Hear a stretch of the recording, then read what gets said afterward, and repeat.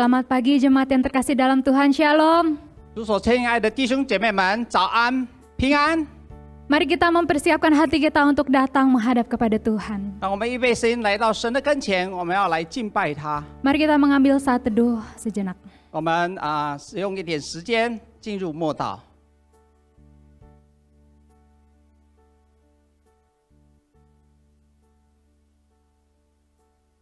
Amin. Amin. Dengarkanlah ayat panggilan ibadah yang terambil dari Mazmur 103 ayat 1-2. Pujilah Tuhan, hai jiwaku, pujilah namanya yang kudus, hai segenap batinku. Pujilah Tuhan, hai jiwaku, dan janganlah lupakan segala kebaikannya. 请听先召，取自于诗篇103篇第1到第2节。我的心啊，你要称颂耶和华，凡在我里面的，也要称颂他的圣名。我的心啊，你要称颂耶和华，不可忘记他的一切恩惠。 Mari kita menaikkan pujian ini. 我们来唱诗。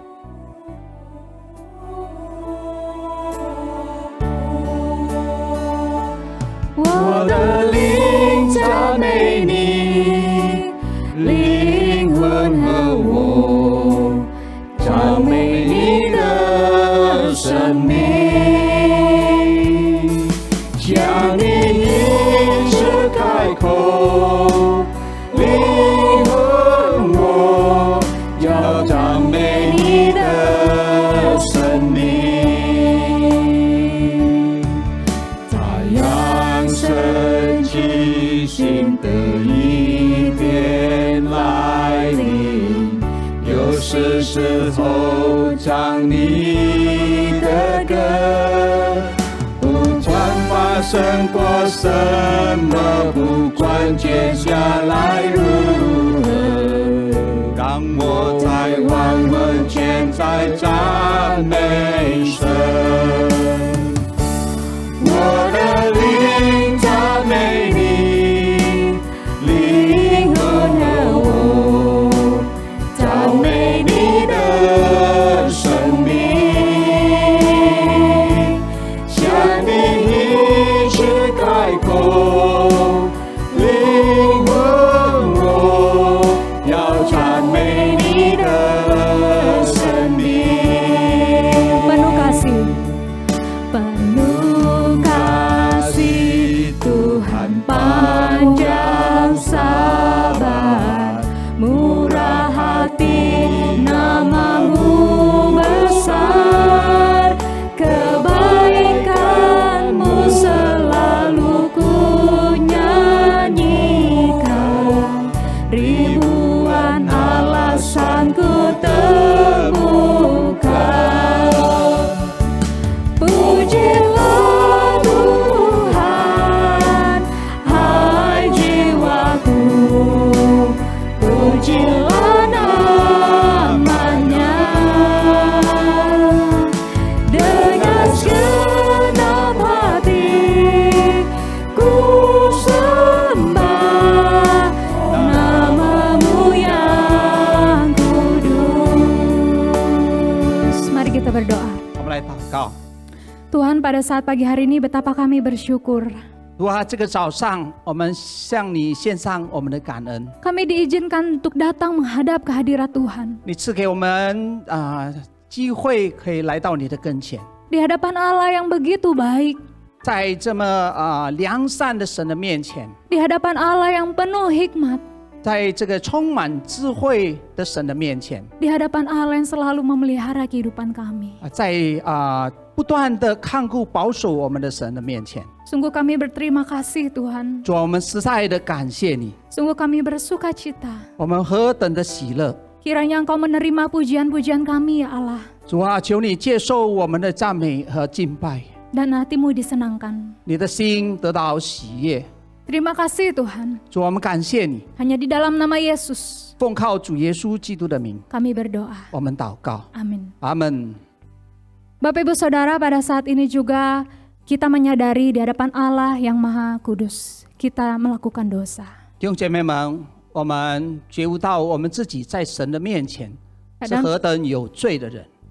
Kadang di dalam pergumulan kehidupan kita, kita memilih untuk melakukan dosa. 常常在我们生活中的挣扎，我们选择犯罪。 Mari saat ini saya mengajak setiap kita untuk datang kepada Tuhan mengakui dosa-dosa kita. 我要请各位来到神的跟前，承认我们的罪。 Mazmur 79 ayat 9 berkata, "Tolonglah kami, ya Allah penyelamat kami. Demi kemuliaan nama-Mu, lepaskanlah kami dan ampunilah dosa kami oleh karena nama-Mu."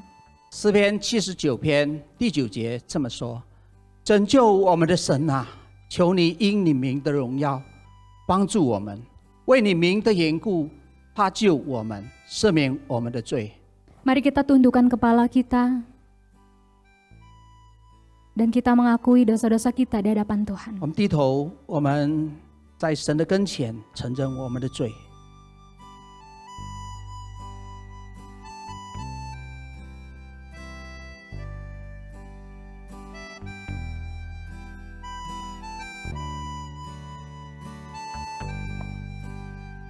Dengan mengingat betapa besar anugerah Tuhan atas hidup kita. 我们再次纪念神在我们身上的恩典是何等的大。 Melalui anaknya Yesus Kristus, 透过他的独生子耶稣基督， mari kita menyambut kebaikan Tuhan dan menaikkan pujian ini. 我们来接受神的良善，我们来赞美他。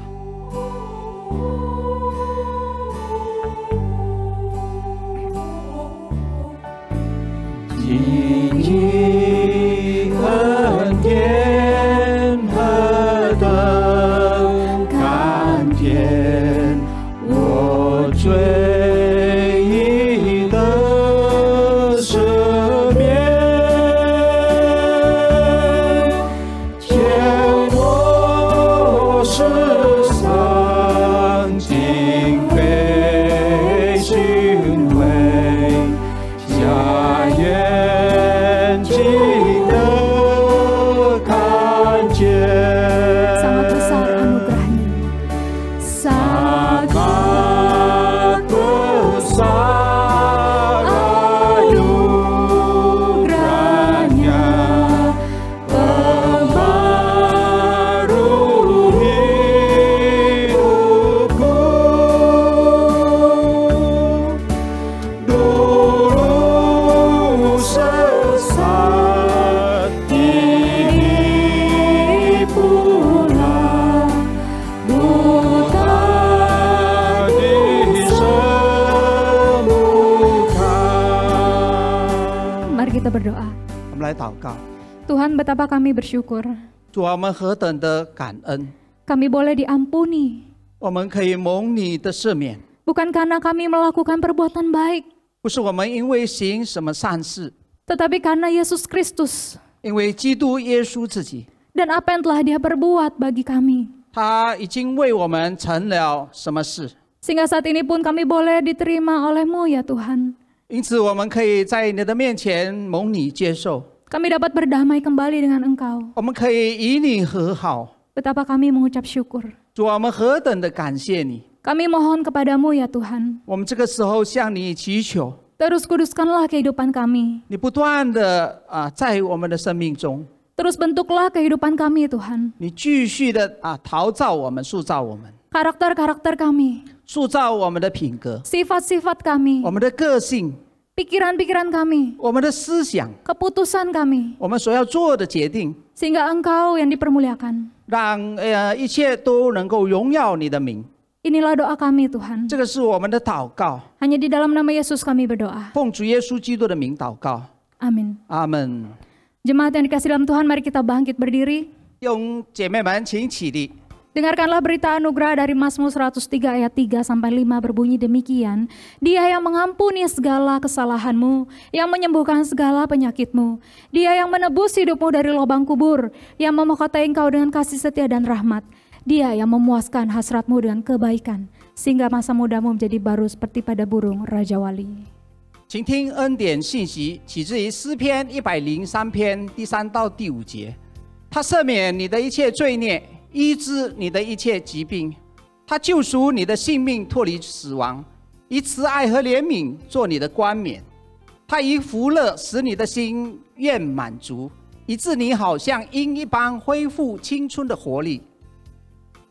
Kita mau memuji Tuhan, kita mau mengingat namanya yang indah. 我们再来赞美神，我们要纪念耶稣的美的名字， Kita mau bersandar pada lengannya yang kekal. 我们要靠他那大能的手， Mari kita memuji Tuhan. 我们来赞美他。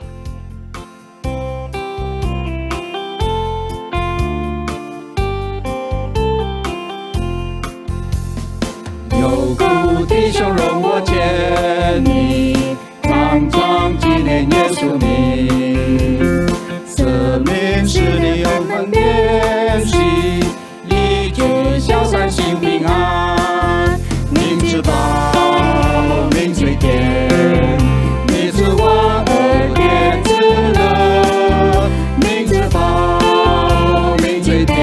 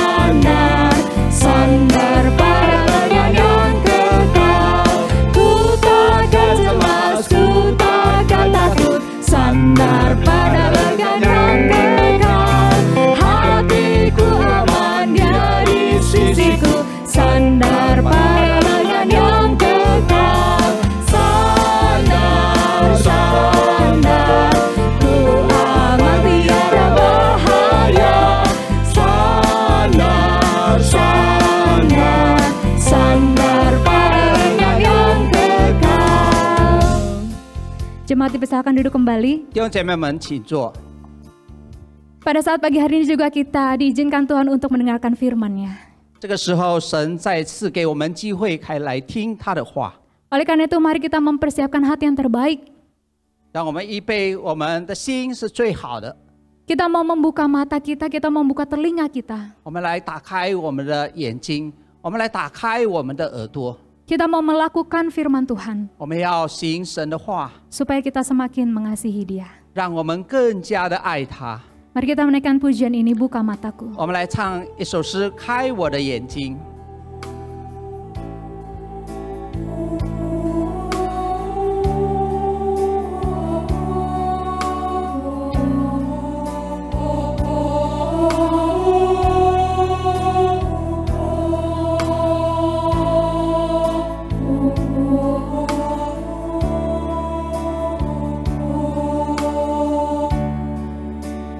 开我的眼睛，使我能见耶稣，能亲身经验他，也深深地爱他。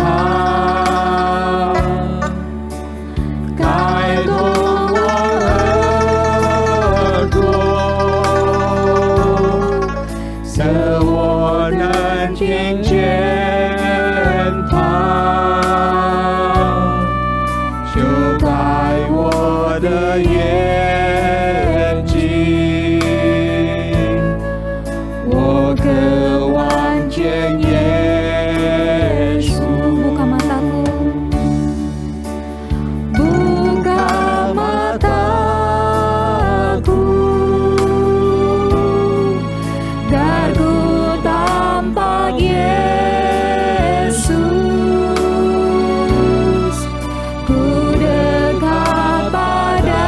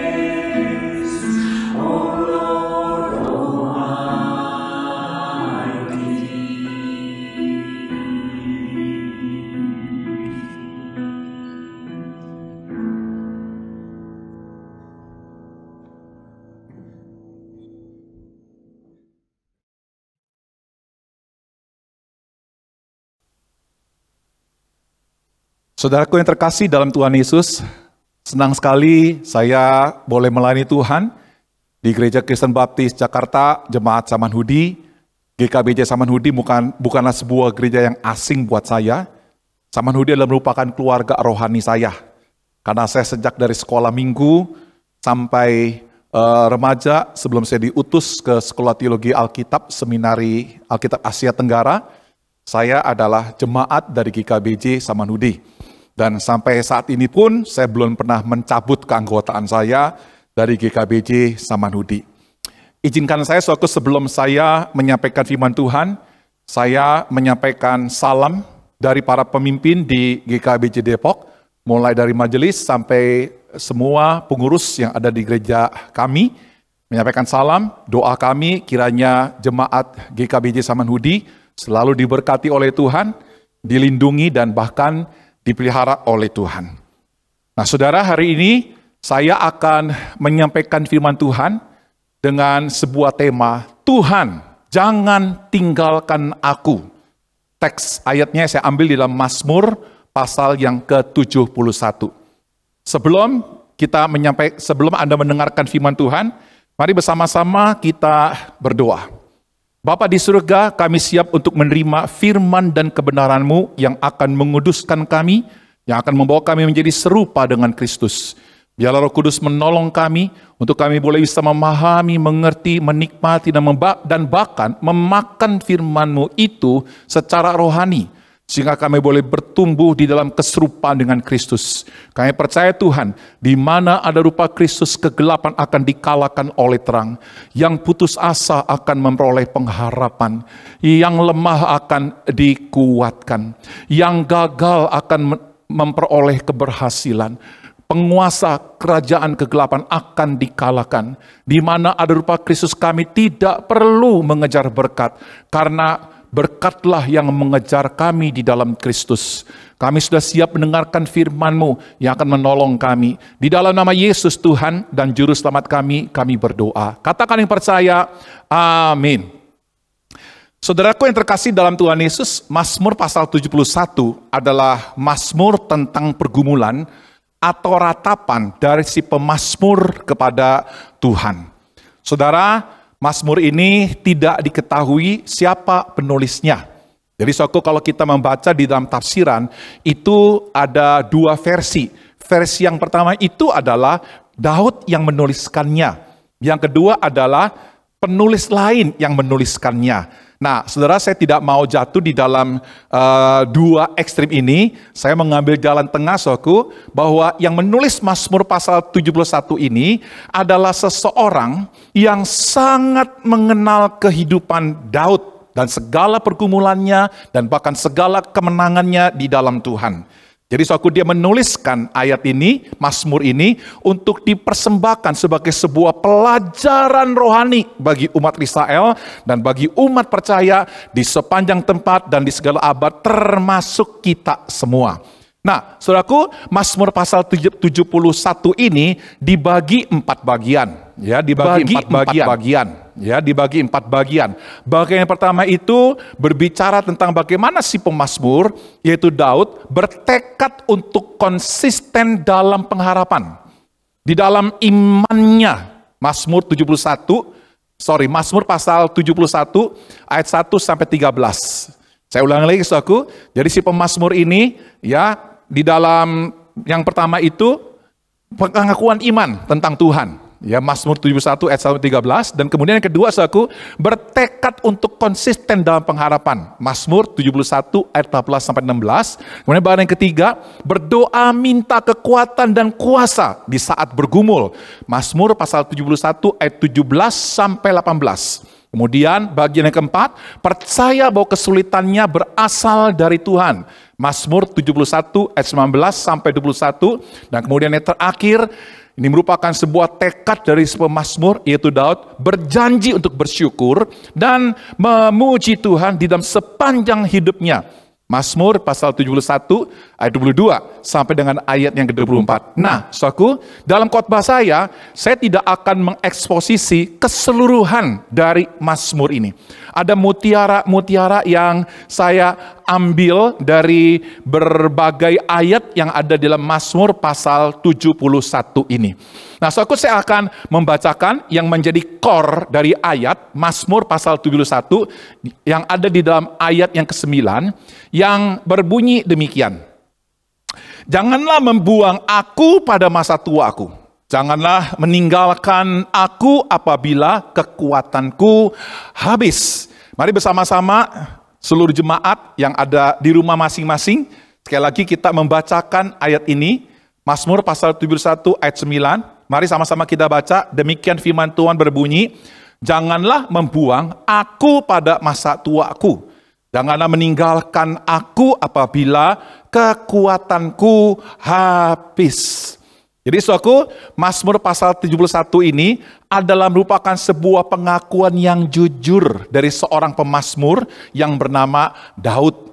Bahwa di masa tuanya ini, dia merasa bahwa kekuatannya sudah habis. Ya memang saudaraku, kalau kita bicara secara biologis, ya secara fakta tentang tubuh, orang kalau semakin tua, bukan semakin bertambah tenaganya, akan semakin berkurang tenaganya. Orang yang kalau sudah semakin tua, saudaraku, bukan bertambah sel otaknya, sebaliknya akan semakin berkurang sel otaknya. Alias satu saat bisa menjadi pelupa, bisa menjadi pikun, atau tidak memiliki sebuah ketajaman lagi untuk mendengarkan atau untuk berpikir tentang sesuatu. Ketika orang itu sudah semakin menjadi lebih tua, saudaraku, kulitnya tidak lagi menjadi kenceng, tapi akan menjadi keriput, akan menjadi lebih tua, saudaraku, dari yang sebelumnya. Jadi saudaraku, ini berbicara sesuatu yang sangat alamiah. Tetapi saudaraku, si pemazmur bukan saja berbicara tentang sesuatu yang sangat alamiah, tapi ini juga berbicara tentang kekuatan habis secara mental. Oleh karena Mazmur pasal 71 ini ditulis tentang kisah Daud yang kehilangan sebuah topangan dari keluarga. Saudaraku, kalau kita berbicara tentang topangan, saudaraku, yang membuat orang itu memiliki sebuah kekuatan mental, ya itu posisi. Seseorang yang memiliki sebuah posisi semakin bagus, kekuatan mentalnya semakin bagus. Seseorang yang memiliki kepahlawanan perang, kehebatan di dalam berstrategi, orang itu akan memiliki sebuah kekuatan mental, keyakinan yang kokoh bahwa dia bisa menang di dalam peperangan. Seseorang yang memiliki sebuah kekayaan, maka dia akan memiliki sebuah kekuatan mental untuk bisa menghadapi kesulitan-kesulitan ekonomi di masa yang akan datang. Yang lebih penting, saudaraku, bahwa ketika seseorang itu memiliki keluarga yang utuh, itu juga merupakan sebuah kekuatan mental untuk menghadapi segala pergumulan yang ada. Nah, saudaraku, Mazmur pasal 71, ketika si penulis menceritakan tentang peristiwa Daud, saudaraku, sebenarnya ini merupakan sebuah kesulitan pergumulan di masa tua Daud yang datang dari dalam, yaitu anaknya sendiri yang bernama Absalom mengkudeta posisi sebagai seorang raja, mengkudeta kekayaannya, mengkudeta kemampuan strategi perangnya, dan bahkan saudaraku, karena Absalom adalah anaknya Daud, maka Daud kehilangan sebuah kekuatan mental yang bersumber dari keluarga. Dan bahkan saudaraku, kalau kita membaca dalam Mazmur pasal 71, para musuh Daud mengatakan bahwa Allahnya telah meninggalkan Daud. Saudara, kalau kita melihat fakta yang ada di dalam kehidupan Daud, sebenarnya betul apa kata Daud. Bukan saja fisiknya semakin lemah dan kehilangan kekuatan, tapi juga suatu hal-hal yang mendukung secara mental, hal-hal yang mendukung secara rohani, itu sudah habis. Tapi benarkah demikian? Sehingga akhirnya Daud menjadi orang yang putus asa, menjadi orang yang tidak punya pengharapan, menjadi orang yang merasa gagal. Saya rasa, saudaraku, ketika saya membaca firman Tuhan, tidak seperti yang saudara bayangkan dalam situasi Daud saat itu. Nah, saudara, kalau kita membaca Mazmur 71 ayat 9, ada 3 hal yang sangat penting. Teriakan ini bukan teriakan pesimisme, saudaraku. dari seorang yang bernama Daud yang telah kehilangan segala-galanya. Teriakan ini adalah merupakan sebuah teriakan yang justru optimis. Bukan sesuatu yang negatif, tetapi sesuatu yang positif. Kita akan belajar makna dari teriakan, 3 makna dari teriakan Daud ini. Makna yang pertama adalah, apakah ini teriakan kebingungan atau teriakan keyakinan? Buat saya, teriakan ini bukan lagi sedang menunjukkan Daud ini lagi sedang bingung nih. Dia sudah kehilangan posisinya, dia sudah kehilangan kekayaannya, dia sudah kehilangan ketenarannya sebagai seorang pahlawan perang karena sudah usianya sudah tua, saudaraku. Dia sudah kehilangan kekuatan fisiknya. Saudaraku, ini bukan lagi sedang berbicara tentang kebingungannya. Tapi saudaraku, justru di sini itu berbicara tentang keyakinannya. Saudaraku, ini merupakan sebuah doa yang bersumber dari keyakinan, bukan dari kebingungan. Saudara, pada waktu saya masih SMA, saudara, saya masuk di kelas IPA. Saya ingat sekali suatu ketika ada satu ulangan yang begitu berat sekali soalnya. Ketika saya membuka soal itu, saudara, beberapa rekan di sebelah kiri kanan saya ingat sekali kepala mereka menggeleng-gelengkan kepala. Termasuk saya bilang, waduh, kok berat amat ini soalnya.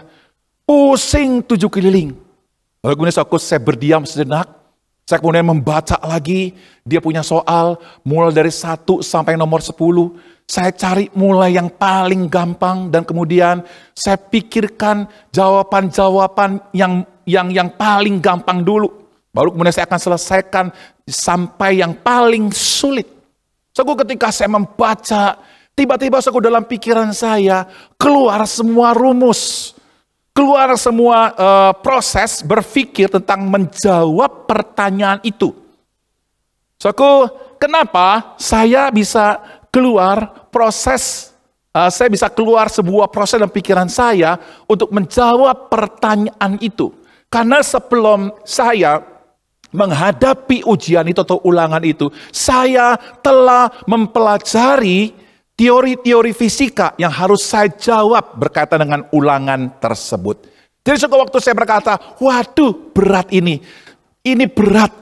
Ini bukan merupakan sebuah kebingungan yang saya ingin beritahukan kepada teman-teman, tetapi saya ingin beritahu, memang ini berat, memang ini nggak gampang, tapi saya bisa menjawabnya.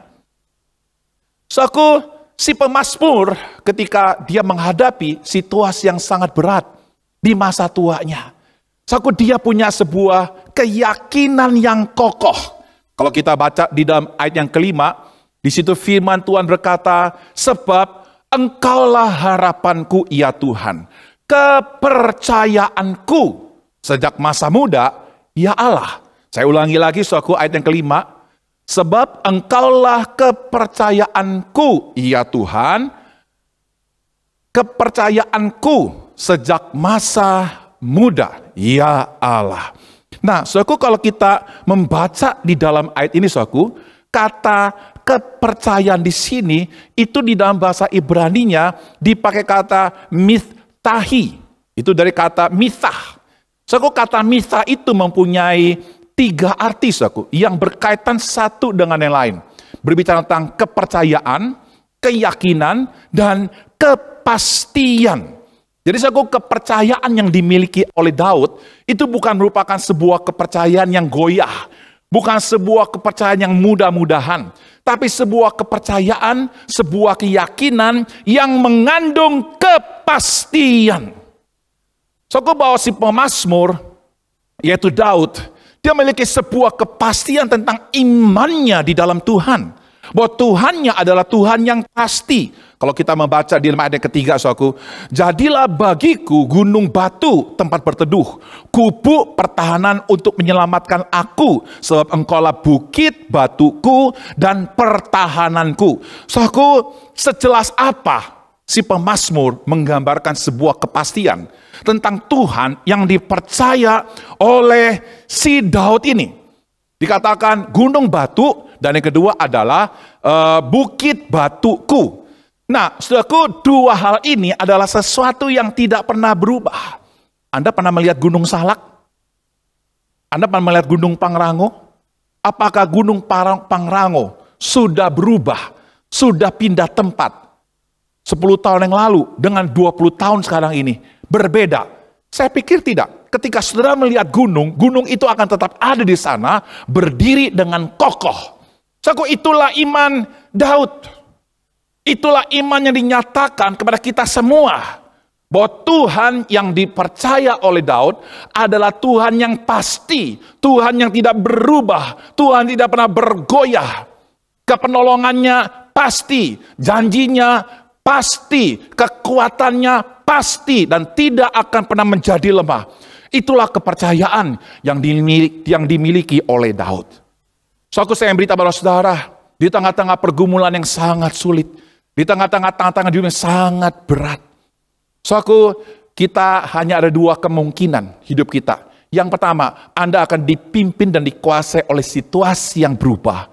Atau Anda dikuasai oleh imanmu terhadap Tuhan yang tidak pernah berubah. Saya berdoa, saudaraku, jadilah orang Kristen yang hidupmu di tengah masa-masa pandemik ini, itu dipimpin oleh iman yang percaya akan Tuhan, yang percaya akan kepastiannya tentang kekuatannya, tentang kepenolongannya, tentang janji-janji dan tentang firman-Nya. Sebuah pertanyaan begini, saudaraku, dari mana si pemazmur bisa memiliki sebuah kepastian, keyakinan, dan kepercayaan yang seperti itu? Kalau kita membaca di dalam ayat ke-17, lompat jauh sekali, saudaraku, di situ kita akan bisa menemukan sebuah keterangan yang sangat penting, saudaraku. Awal bagaimana Daud mengalami sebuah kepastian keyakinan, sehingga dia memiliki sebuah pengakuan tentang Tuhan yang begitu agung. Kalau kita baca 17, saudaraku, dikatakan, "Ya Allah, Engkau telah mengajar aku sejak kecilku." Bukan dikatakan, "Ya ayahku," atau "Ya nabiku," atau "Ya imamku," tetapi dikatakan, "Ya Allah." Allah sendirilah yang mengajar Daud tentang firman-Nya, tentang kehendaknya, tentang siapa Tuhan yang dipercaya oleh Daud. So, karena Allah yang mengajar, maka saudaraku, Allah akan mengajar melalui beberapa hal. Yang pertama, saudaraku, melalui Taurat Musa. Karena waktu itu, saudaraku, belum ada kitab syair, belum ada kitab nabi-nabi. Yang ada di tangan Daud, saudaraku, yang ada di tangan orang Israel waktu itu adalah Taurat Musa. Jadi, saudaraku, dengan membaca Taurat Musa, saudaraku, Tuhan lagi sedang mengajar. Tuhan juga bisa memakai nabi-nabi, Tuhan juga bisa memakai imam, Tuhan juga bisa memakai orang tua Daud untuk mengajarkan tentang Taurat Tuhan, tentang sejarah Israel yang ada di Mesir, bagaimana tangan Tuhan menolong Daud. Tetapi saudaraku, Tuhan juga bisa mengajar Daud lewat situasi, lewat pergumulan, lewat kemenangan demi kemenangan yang dialami oleh Daud. Jadi saudaraku, dari sejak kecil Allah mengajarkan Daud tentang firman-Nya, tentang kehendaknya. Saudaraku, ini merupakan sebuah pelajaran yang sangat penting bagi kita semua. Saudaraku, selama engkau mendengarkan firman Tuhan, belajar firman Tuhan sejak dari kecil, percayalah, firman itu tidak akan pernah kembali dengan sia-sia. Firman itu akan berbicara, akan menopang kita pada saat dimana kita menghadapi situasi yang sangat sulit. Percayalah, Roh Kudus akan menggunakan firman yang kita pelajari, firman yang kita dengar. Dia akan memakai firman itu sebagai sebuah senjata untuk mengalahkan ketakutan, untuk mengalahkan keputusasaan, untuk mengalami pergumulan-pergumulan yang berat. Roh Kudus akan memunculkan itu dalam pikiran kita, dalam situasi-situasi tertentu. Roma pasal 17 berkata seperti ini, jadi iman timbul dari pendengaran, dan pendengaran oleh firman Kristus. Saudara, Anda tidak akan pernah sia-sia ketika Anda mempelajari firman Tuhan pada masa kecil, saudara. Saya ingat, saudaraku, saya waktu masa kecil, saudaraku, saya mengikuti sekolah minggu di tempat ini. Waktu saya remaja, saudaraku, saya mengikuti kelas PA. Saya waktu masih remaja, saudaraku, saya suka saat teduh dan sebagainya. Saudaraku, ketika saya hari ini berhadapan segala pergumulan, saya bisa berdiri kokoh, bukan karena saya hebat, saudaraku, tapi karena saya memiliki sebuah keyakinan tentang kepastian Tuhan, tentang firman-Nya, tentang janjinya, tentang kekuatannya yang mendampingi saya.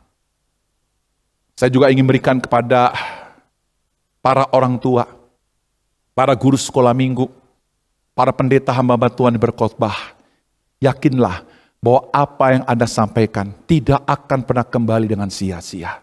Segala pelayananmu di dalam penaburan firman itu akan sangat bermanfaat untuk generasi-generasi selanjutnya.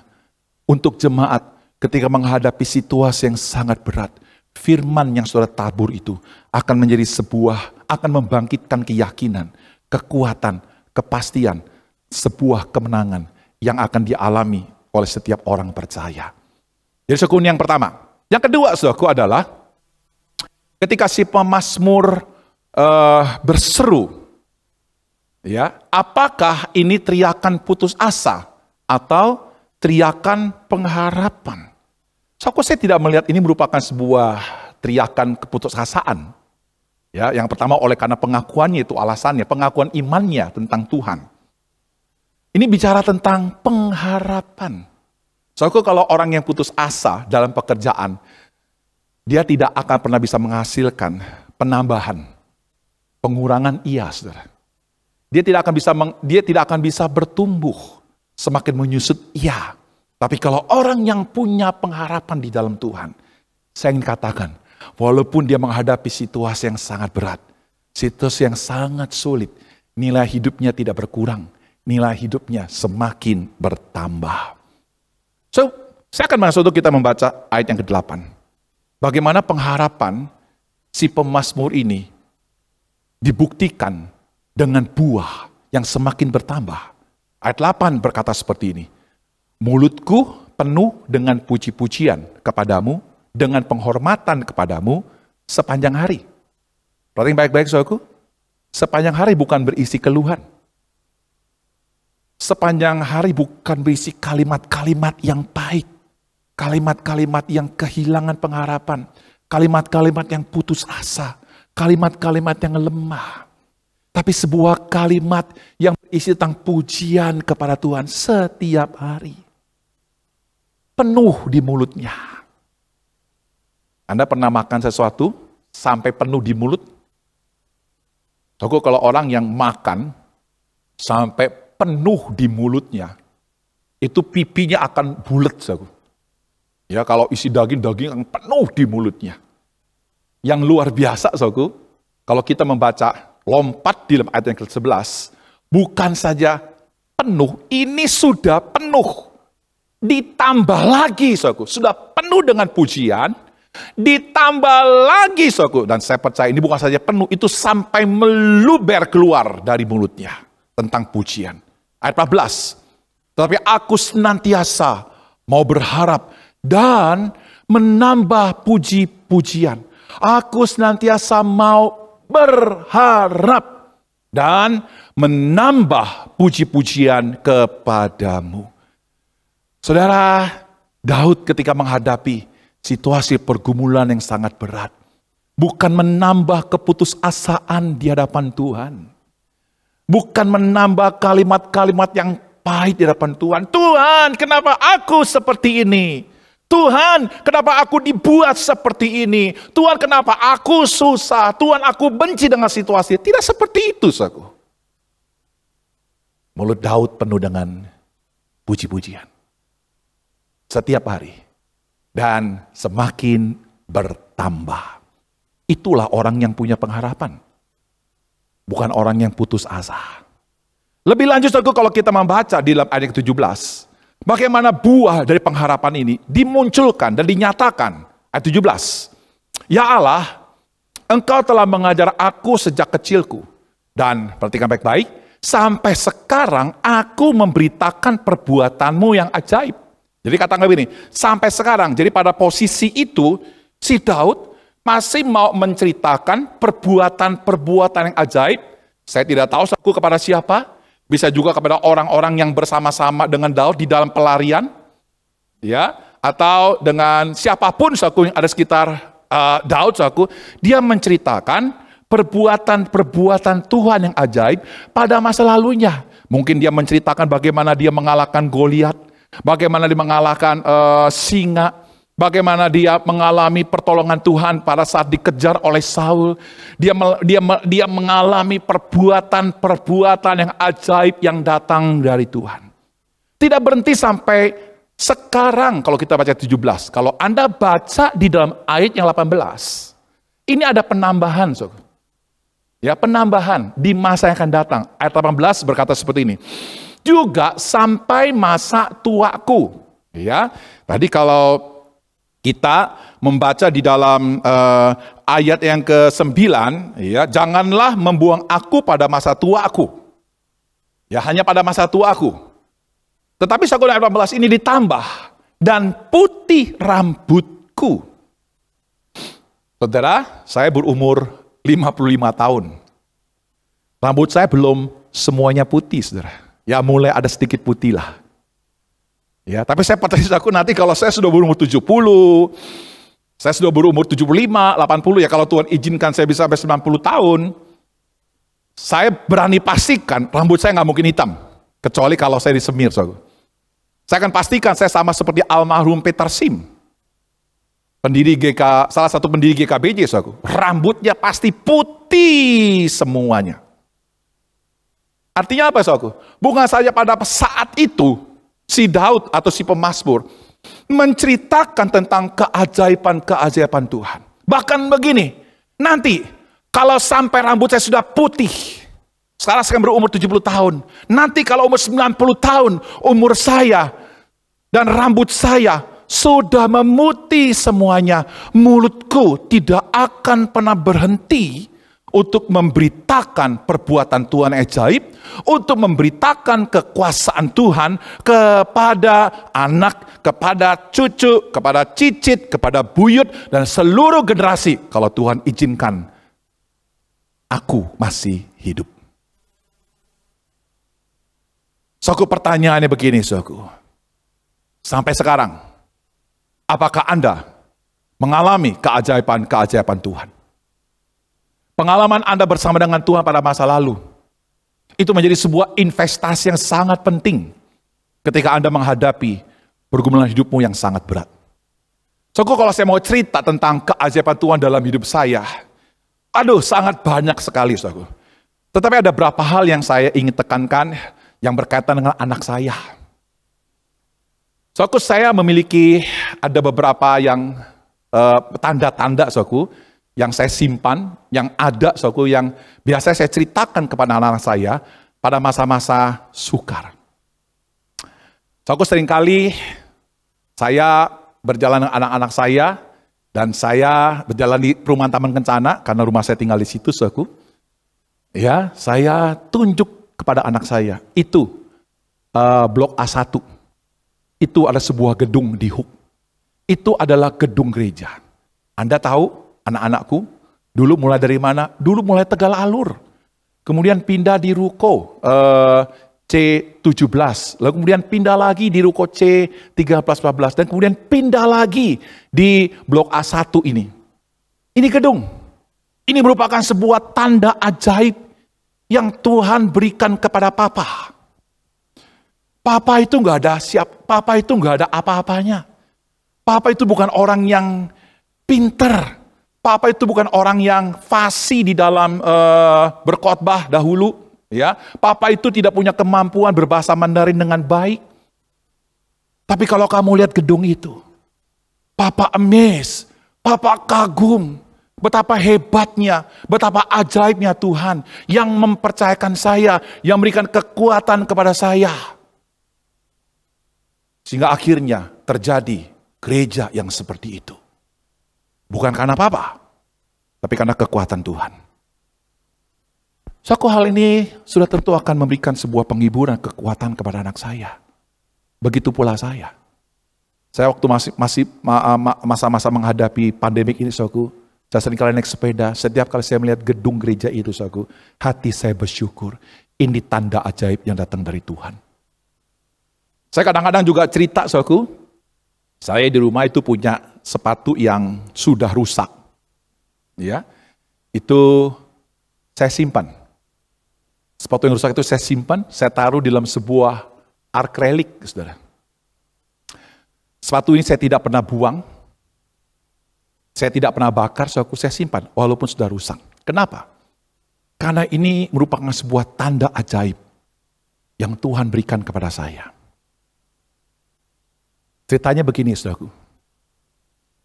Berapa tahun yang lalu, saya lupa tepat, saudaraku, mungkin 10 tahun yang lalu, saudaraku, ketika saya pelayanan di Tiongkok.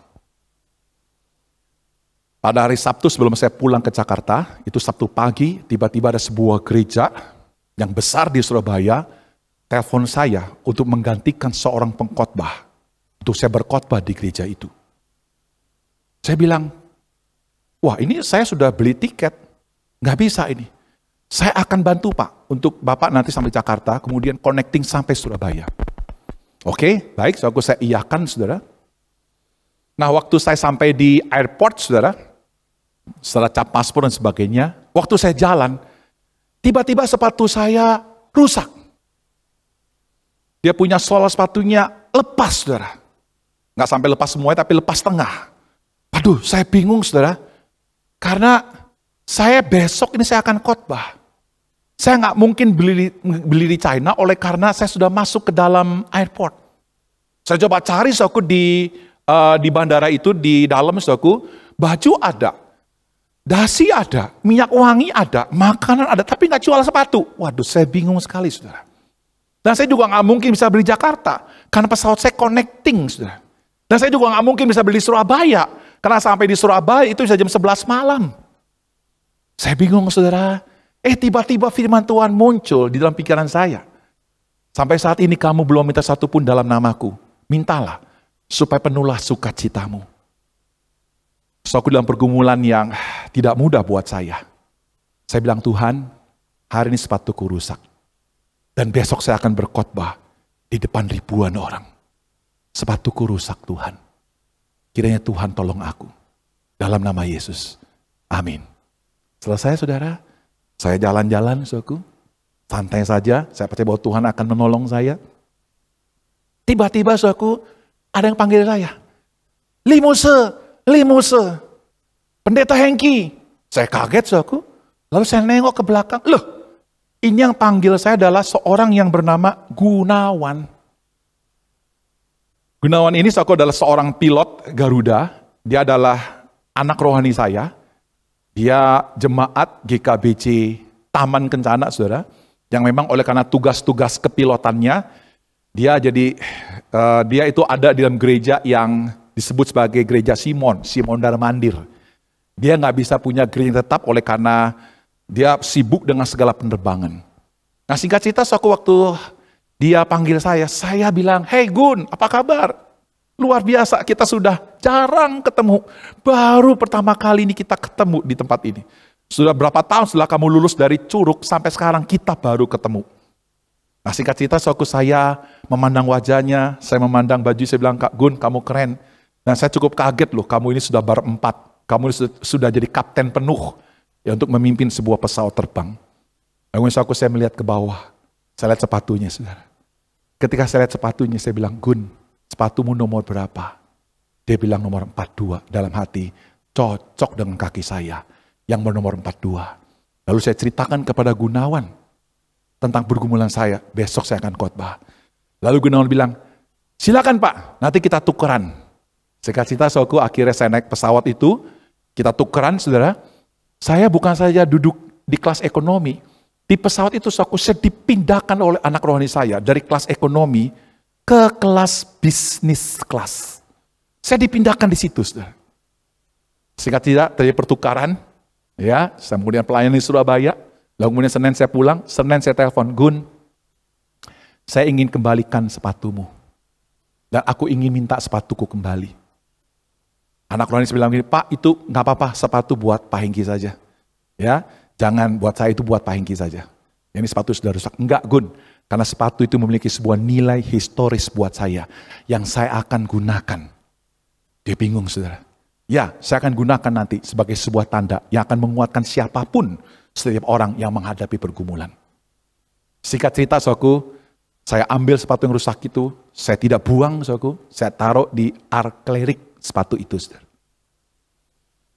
Saudaraku, ketika anak saya menghadapi pergumulan, waktu dia ingin studi ke luar negeri, saudaraku, kita nggak punya dana yang cukup besar. Saya keluarkan sepatu itu. Saya bilang, Yosua, tahukah, waktu papa sangat bergumul, Tuhan menolong papa. Ini buktinya sepatu. Saya ceritakan, saudaraku, anak saya menangis. Anak saya dikuatkan. Anak saya punya pengharapan, saudara. Ketika ada seorang ibu, konseling, saudaraku, menghadapi pergumulan yang sangat berat. Dia merasa Tuhan tidak menolong dia. Saya keluarkan sepatu itu, saya taruh di atas meja. Lalu ibu itu berkata, Mose, ini untuk apa sepatu? Saya lalu menceritakan pergumulan saya dan Tuhan menolong saya. Saudaraku, sepatu ini menjadi tanda kehidupan bagaimana Tuhan itu menolong saya. Saudaraku, ada begitu banyak tanda-tanda dalam hidup saya. Ada tiket yang saya simpan. Ada begitu banyak yang saya simpan, yang saya ingin ceritakan kepada anak saya. Dan kalaupun nanti Tuhan menolong saya dengan sebuah tanda, saya akan simpan, saya akan foto, dan saya akan ceritakan itu nanti untuk masa depan hidup saya. Sekalipun rambut saya sudah putih, saya akan ceritakan itu kepada seluruh keturunan saya. Saudaraku, ketika engkau menghadapi pergumulan, jangan kau melihat situasi. Lihatlah ke belakang, bagaimana Tuhan menolong hidupmu. Lihatlah tanda-tanda ajaib. Banyak-banyaklah berbicara tentang tanda-tanda ajaib yang telah Tuhan berikan dalam hidupmu. Anak-anak, saya ingin dorong kepada Anda semua. Kalau Anda memiliki orang tua yang memiliki sebuah yang menjadi saksi iman yang amat luar biasa, jangan biarkan orang tuamu diam di rumah. Pergi ke dia, tanya, suruh orang tuamu menceritakan pengalaman-pengalaman hidup bersama dengan Tuhan. Saya ingin yakinkan kepada saudara bahwa dia akan menceritakan itu dan itu akan menguatkan imanmu. Saudara, ini bagian yang kedua. Bagian yang ketiga, saudaraku. Ketika si pemazmur berkata, ayat 9, janganlah membuang aku pada masa tuaku. Janganlah meninggalkan aku apabila kekuatanku habis. Saudaraku, pertanyaan adalah, apakah ini berbicara tentang sebuah kegagalan atau sebuah teriakan keberhasilan? Saudaraku, ketika saya melihat semua jawaban ujian, waktu saya ada di kelas SMA di IPA, saudaraku, kelas 2, saudaraku, waktu saya melihat soal-soal yang begitu berat, lalu saya mulai mengisi dengan yang mulai dari mudah, lalu tiba-tiba saudaraku semua teori itu muncul dan saya bilang, haleluya, saya bisa menjawab semuanya ini. Saya bisa menjawab semua pergumulan ini. Ini bukan teriakan kegagalan, saudaraku. Bukan. Tapi teriakan keberhasilan. Saya akan mengajak saudara kita membaca ayat yang ke-20. Engkau yang telah membuat aku mengalami banyak kesusahan dan malapetaka. Engkau akan menghidupkan aku kembali. Dan dari samudera raya bumi engkau akan menaikkan aku kembali. Engkau akan menambah kebesaranku. Dan akan berpaling menghibur aku. Saudaraku, kenapa ini merupakan sebuah keberhasilan? Bukan kegagalan. Karena pergumulan yang dihadapi oleh Daud adalah merupakan sebuah pergumulan yang disebabkan oleh Tuhan. Engkau telah membuat aku mengalami banyak kesusahan dan malapetaka. Jadi yang membuat Daud mengalami kesulitan seperti itu siapa, saudaraku? Bukan iblis. Bukan orang-orang fasik, bukan musuh-musuhnya, tapi Tuhan sendiri. Saya beritahu kepada saudara, kalau iblis yang membuat malapetaka, iblis yang membuat kesusahan saudara, pasti ujung-ujungnya adalah pembunuhan. Karena dia adalah bapa pembunuh sejak semula. Dia akan membinasakan saudara. Dia akan menghancurkan saudara sehabis-habisnya, sehancur-hancurnya. Kalau itu adalah musuhnya Daud, Maka suatu dia akan membuat Daud tidak lagi menjadi raja. Daud akan kehilangan kekayaan. Daud akan kehilangan potensinya. Semua akan dibuat hilang. Walaupun mereka nggak bisa membunuh Raja Daud. Tapi suatu ini yang membuat malapetaka, yang membuat kesusahan ini adalah Tuhan sendiri. Aku seringkali kita berpikir secara ekstrim. Bahwa Tuhan yang baik itu adalah Tuhan yang akan memberkati kita secara materi. Oh, saya percayakan hal itu, saudaraku. Tuhan bisa kok. Bahwa Tuhan yang baik itu adalah Tuhan yang akan menyembuhkan kita. Oh, saya percaya, saudaraku. Bahwa Tuhan bisa menyembuhkan kita. Dia berkuasa atas itu. Bahwa Tuhan yang kita percaya adalah Tuhan yang bisa melepaskan kita dari virus COVID ini. Oh, saya percaya, saudaraku. Tapi mari, kita jangan berpikir kebaikan Tuhan dalam pengertian seperti itu. Kalau hanya seperti itu, saudaraku, kita nggak fair terhadap Tuhan. Bahwa kebaikan Tuhan salah satu adalah mendatangkan malapetaka, mendatangkan kesusahan. Masa pandemi itu adalah masa di mana saya tahu bahwa ini seizin Tuhan. Tidak ada sesuatu di dalam alam semesta ini yang tidak dirancang oleh Tuhan. Bahwa kesusahan dan malapetaka ini bersumber dari Tuhan. Dan kalau Tuhan, saya ulangi lagi, dan kalau Tuhan yang membuat kita susah, yang membuat kita mengalami malapetaka, tujuannya bukan untuk menghancurkan rohanimu, tapi menghancurkan sifat karaktermu yang buruk. Atau membuat Anda bisa muncul sebagai seorang yang lebih sabar, yang lebih tough. Tuhan mengizinkan yang namanya iblis merusak kehidupan Ayub. Dia diuji, saudaraku. Dan Ayub akhirnya di ujung hidupnya muncul sebagai orang yang sabar. Menjadi orang yang penuh keyakinan di dalam Tuhan. Saudaraku, ketika kesulitan itu bersumber dari Tuhan. Semuanya itu untuk kebaikan kita semua.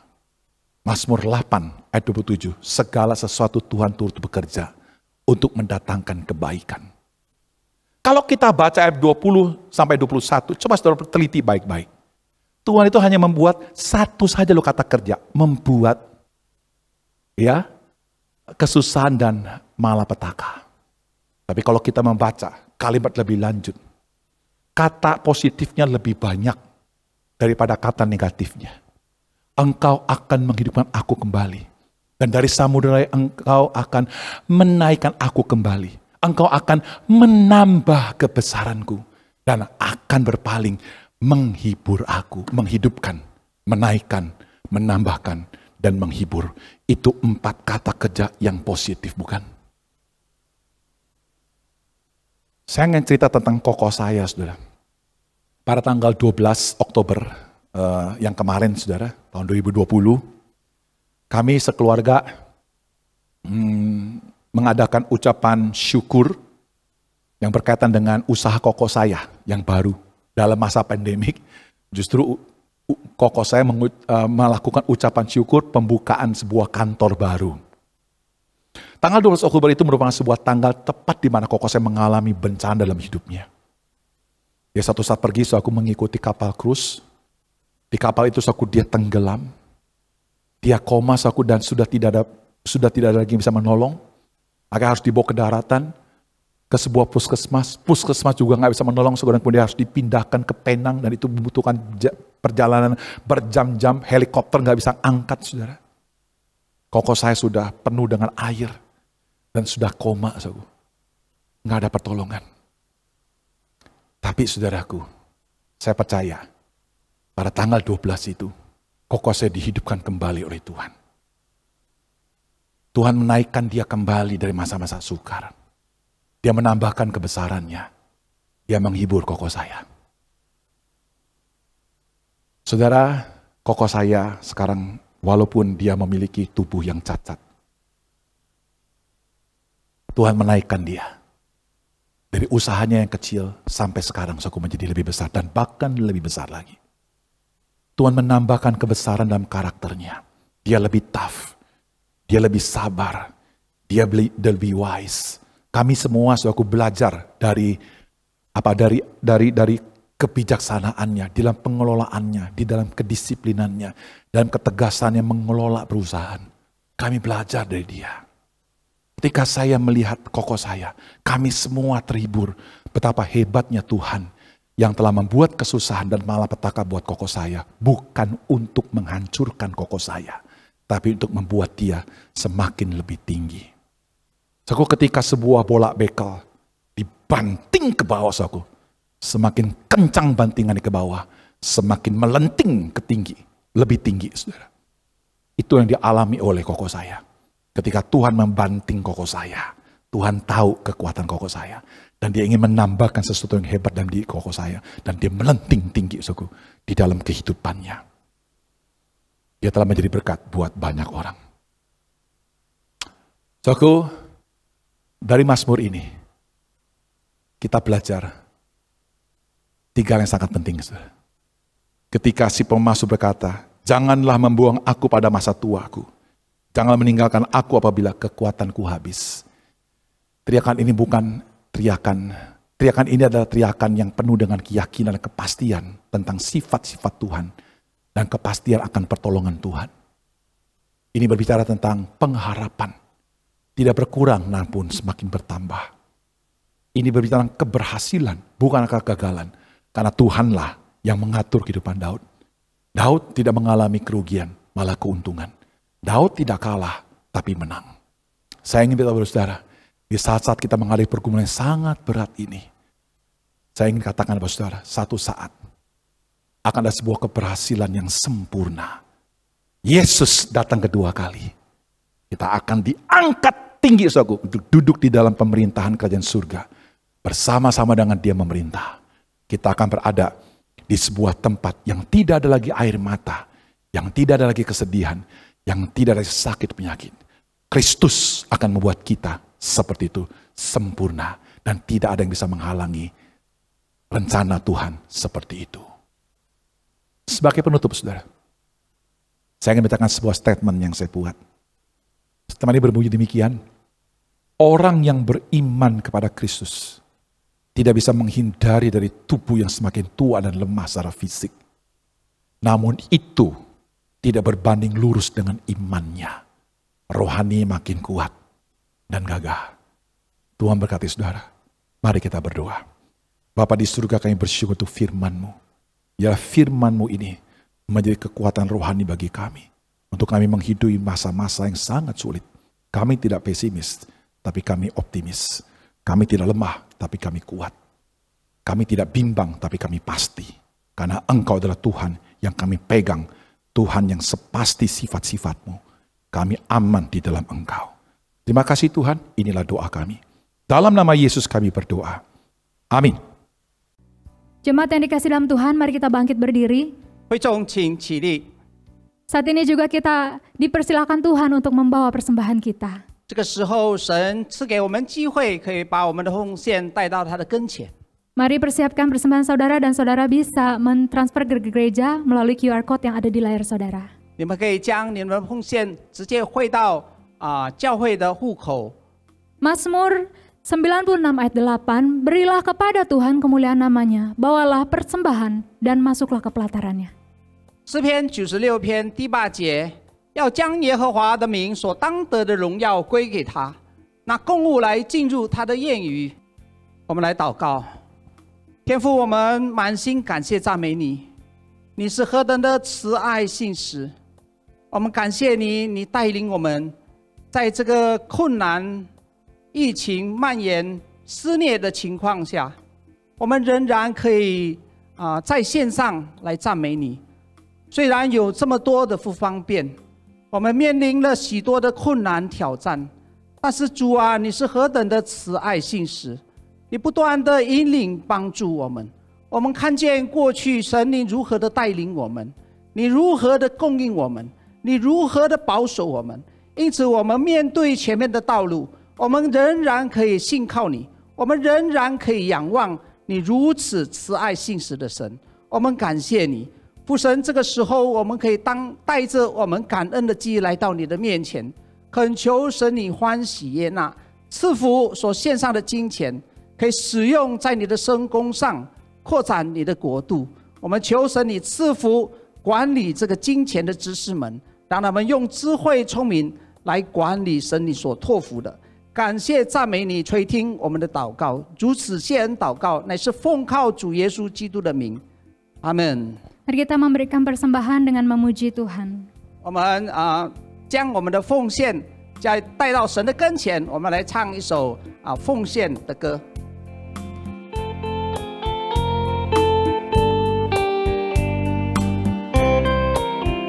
Ada kidung dalam hatiku. Ada kidung dalam hatiku, bisikan manis Tuhan.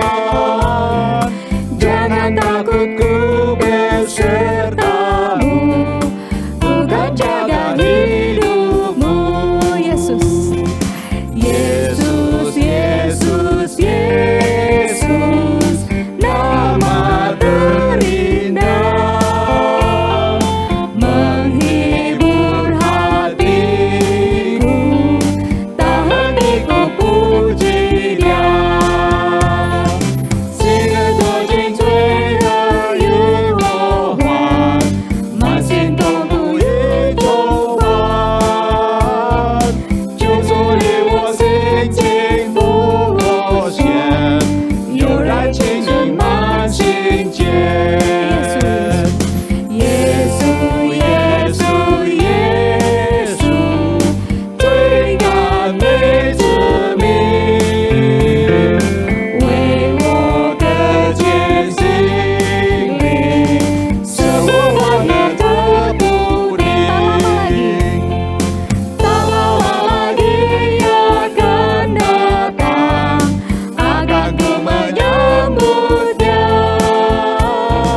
dan ku kan dijemput ke surga, berkata bersamanya. Yesus, Yesus, Yesus, nama terindah, menghibur hatiku, tak henti ku puji Dia. saat ini juga mari kita berdoa syafaat. 这个时候我们要一起进入公祷。 Kita berdoa untuk uji vaksin COVID 我们为这个疫苗的测试 yang saat ini sedang dilaksanakan. 这个时候正在进行中。 Kita doakan para relawan agar mereka diberi kekuatan oleh Tuhan. 我们为着一些愿意这个使用这个测试这个疫苗的，让神赐给他们力量。 Dan pada akhirnya vaksin ini pun dapat berhasil untuk dilakukan. 因此，最终这个疫苗能够成功的制造，并且可以使用在人的身上。 Ya, mari kita berdoa. 我们一起来开声祷告。 Bapak, 天父 saat 上帝， ini 我们再 Tuhan, 次来到 saya 你的 datang 面 kepada 前， Tuhan, 我们再 mengucap 次 syukur 为 untuk setiap kebaikan Tuhan 世界各 melalui setiap 国 keadaan 的 kondisi 医 ya 疗 Tuhan. 人员， Selama 7这 bulan 个 mau masuk 研 8 bulan 发药物 pandemi ya 的 Tuhan. 人，他们 Kau 正在测试 menyertai ya Tuhan, 这个 Kau 疫 menyertai 苗， bangsa 在 ini 研 ya 发 Tuhan. 疫 Betapa 苗 kami tidak henti-henti， mengucap 并且 syukur 这个疫 walaupun ada 苗在 berbagai 测试 macam 在人体身上。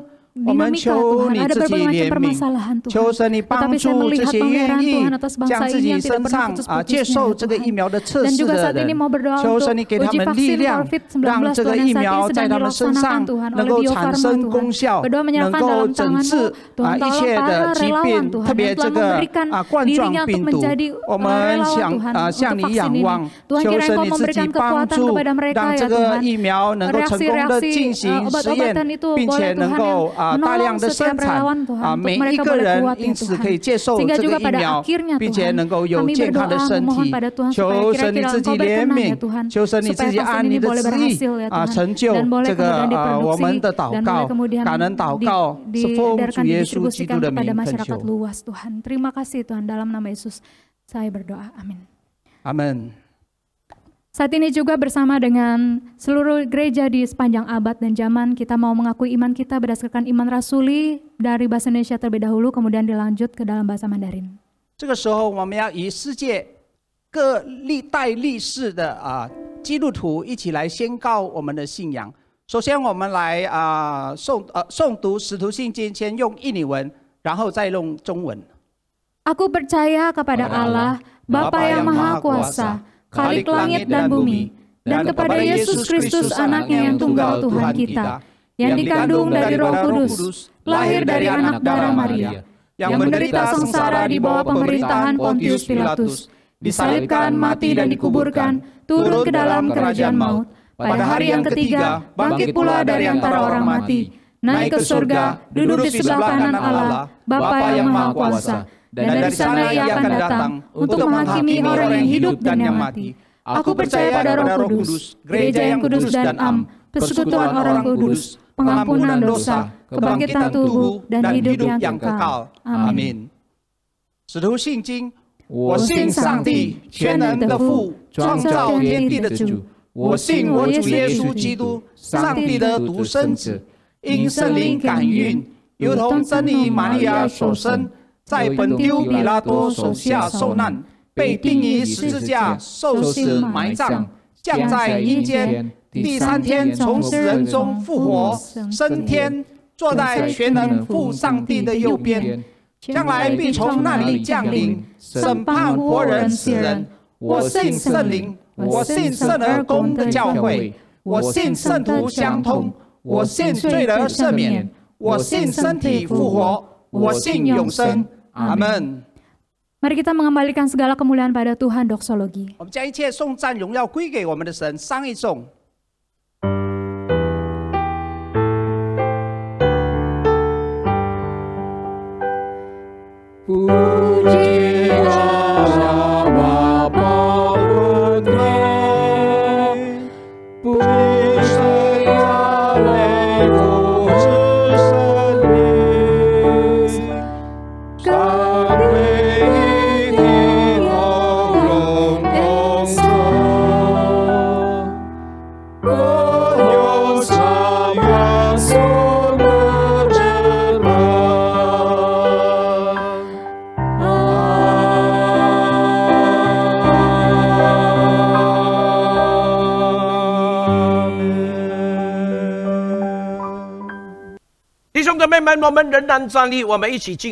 Saudara sekalian, kita tetap berdiri, mari kita masuk dalam doa.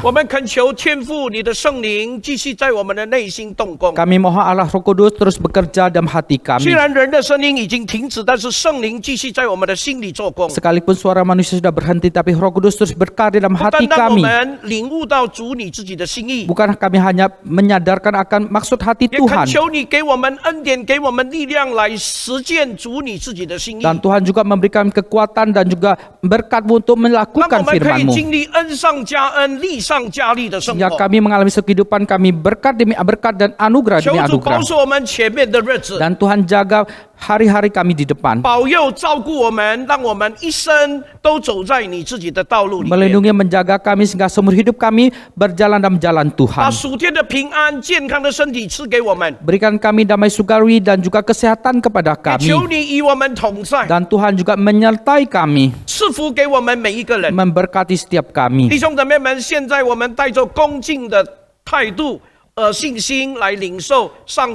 Sudah saat ini kita dengan satu sikap yang hormat dan dengan iman kita terima berkat Tuhan.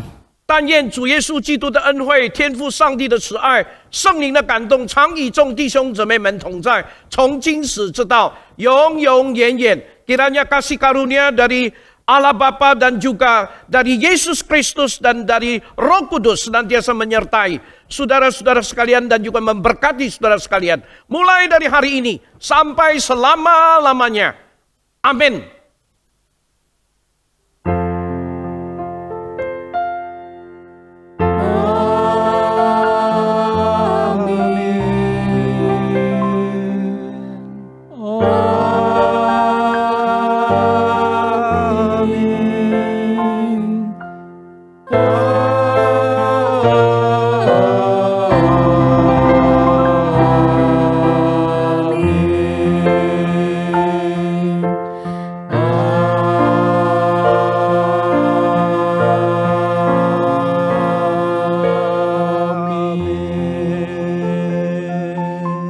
Selesai, silakan duduk, ambil waktu teduh. Tuhan memberkati.